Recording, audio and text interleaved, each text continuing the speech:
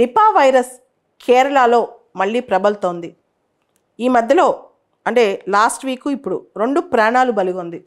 ఒక బాలుడి ప్రాణం, దానిలో ఒక ప్రాణం 9 years old బాయ్ అన్నమాట. నిపా వైరస్ అనేది కొత్త ఏం కాదు. 2018లో 2021లో కేరళలో భారీగానే ప్రబలింది, ముఖ్యంగా కోజికోడ్ జిల్లాలో. సో ఇప్పుడు కూడా అదే జిల్లాలో స్కూళ్ళు, పాఠశాలలు, గవర్నమెంట్ ఆఫీసులు ఇవన్నీ కూడా మూసేశారు కోజికోడ్ జిల్లాలో. 2018లో 2021లో కూడా డెత్ నమోదైందనమాట. ముఖ్యంగా ఇది జూనోటిక్ డిసీజ్, అంటే ఇతర జంతువుల ద్వారా మనిషికి వస్తాయి. దీనికి ప్రధానమైన క్యారియర్ అంటే ఫ్రూట్ బ్యాట్ అంటుంటాం అనమాట. అయితే నిపా వైరస్ సోకితే 75% మోర్టాలిటీ రేట్, అంటే హై మోర్టాలిటీ. అంటే వైరస్ సోకింది అంటే ఆల్మోస్ట్ చావే అనమాట. అంటే ఒక 100 మందికి సోకింది అనుకోండి, 75 మందికి చావే సరణ్యం. అటువంటి భయంకరమైన వైరస్ ఇది. వైరస్ బాడీలోకి వచ్చాక 4 రోజుల నుంచి 15 రోజుల లోపల ఎప్పుడైనా లక్షణం కనిపించవచ్చు అనమాట. ముఖ్యంగా కలుషిత ఆహారం తిన్నా, లేదా ఈ వ్యాధి బారిన పడిన వాళ్ళకి దగ్గరగా మనం ఉన్నా, తుంపర్లు, ముక్కులోంచి నోట్లోంచి వచ్చే ద్రవాలు, వీటన్నిటి ద్వారా కూడా నిపా వైరస్ సోకవచ్చు. ఈ వైరస్ లక్షణాలు మొదట్లో మనకు అసలు అర్థం కూడా కాదు. కొంతమందికి జ్వరం వచ్చిన ఫీలింగ్స్ ఇలాంటివి కూడా వస్తుంటాయి అనమాట.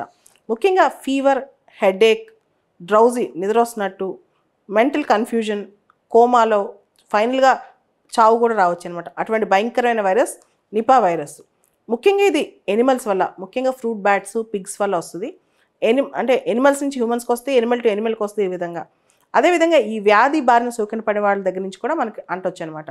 అండ్ కలుషితాహారం, కంటామినేటెడ్ ఫుడ్ తిన్నా, తర్వాత హ్యూమన్ టు హ్యూమన్ కూడా సోకిద్ది అనమాట. ఈ వ్యాధికి ఎటువంటి వ్యాక్సిన్స్ కానీ ఎటువంటి మందులు కానీ లేవు. మామూలుగా ఇన్ఫ్లుయెన్జాకి ఇస్తారు, ప్రైమరీ ట్రీట్మెంట్ మాత్రమే ఇస్తారనమాట. దీనికి సంబంధించి ఇంతవరకు ఎటువంటి మందులు కూడా రాలేదు బయటికి, ఎటువంటి వ్యాక్సిన్స్ ఇలాంటివి ఏమి రాలేదనమాట. దాంతో అందరూ కూడా ఈ వ్యాధి బారిన పడితే ఆల్మోస్ట్ చాలా భయంకరమైన పరిస్థితిలో ఉంటారనమాట. 2018లో WHO వాళ్ళు దీనికి సంబంధించిన ఒక ప్రయారిటీ డిసీజ్, దీనికి సంబంధించి రీసెర్చ్ జరగాలి, ఇమీడియట్గా వ్యాక్సిన్ డెవలప్ అవ్వాలని కూడా ఒక తీర్మానం చేశారు యాన్యువల్ రివ్యూలో. కానీ ఇంతవరకు నిపా వైరస్ సంబంధించిన ఎటువంటి వ్యాక్సిన్ బయటికి రాలేదు. ఫస్ట్ టైం నిపా వైరస్ను 1999లో మలేషియాలో పందులు పెంచే రైతులు ఉంటారు కదా, పిగ్ ఫార్మర్స్, వాళ్ళల్లో గమనించాం లక్షణాలు.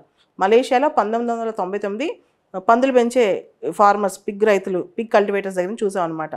తర్వాత బంగ్లాదేశ్లో 2001లో ఇది వచ్చిందనమాట. తర్వాత ఇండియాలో కూడా, ఈస్టర్న్ ఇండియా, నార్త్ ఈస్ట్లో కూడా కొన్ని ప్లేస్లో, అస్సాం లాంటి ప్లేస్లో కూడా కొంత సోకిందంట ఒకప్పుడు. తర్వాత ఆఫ్రికాలో చాలా దేశాలు వచ్చాయి.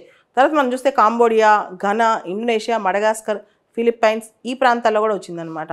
ఓవరాల్గా ఎక్కడైతే ఫ్రూట్ బ్యాట్స్ ఎక్కువ ఉంటాయో, దాని యొక్క స్పీషీస్ జాతులు ఎక్కడైతే ఉంటాయో ఆ దేశాల్లో మనం జాగ్రత్తగా ఉండాలి. కాంబోడియా, ఘనా, ఇండోనేషియా, మడగాస్కర్ ఇలాంటి దేశాల్లో ముఖ్యంగా డైరెక్ట్ కాంటాక్ట్, ఏదైతే జబ్బు బారిన జంతువులు ఉంటాయో, జబ్బు బారిన పడిన జంతువులు, పిగ్స్ కానీ, హార్సెస్ కానీ, గోట్స్ కానీ, షీప్ కానీ, క్యాట్స్ కానీ, డాగ్స్ కానీ, కంటామినేటెడ్ టిష్యూస్ ఉన్న వీళ్ళందరికీ డేంజరస్ అనమాట.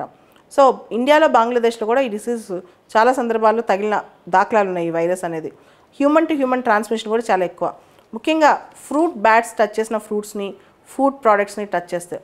ఉదాహరణకి ఆ ఫ్రూట్ బ్యాట్ వచ్చి, ఆ వైరస్ ఉన్న ఫ్రూట్ బ్యాట్ కనుక ఆ ఫ్రూట్స్ని టచ్ చేసి మనం దాన్నే కడుక్కోకుండా జ్యూస్ చేసుకున్న, అటువంటి టైంలో కూడా నిపా వైరస్ సోకే ప్రమాదం ఉందంట.